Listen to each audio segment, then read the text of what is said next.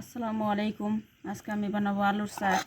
প্রথমে আলু সিদ্ধ করে ছোটো করে কেটে নিছি, কাঁচামরিচ, পেঁয়াজ একটু বেশি করে দিবেন, খেতে ভালো লাগবে মুখে পড়লে। তারপরে দেবো শসা কুচি,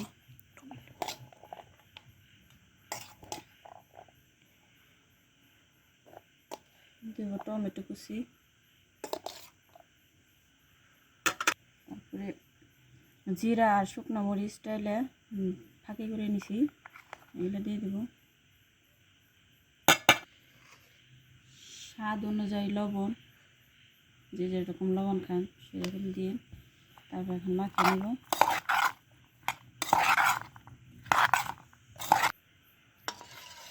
টক বানিয়ে নিছি, তেঁতুল গুলিয়ে সাথে দিছি জিরার গুঁড়া, শুকনো মরিচ আর লবণ। এখন এখানে দিয়ে নেব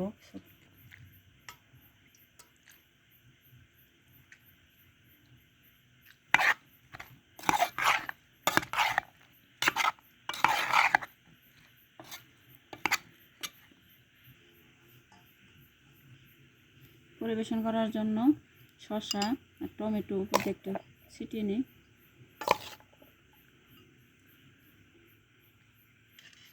হালকা একটু টক পানি দিয়ে নিই, খেতে ভালো লাগবে, টক টক হবে।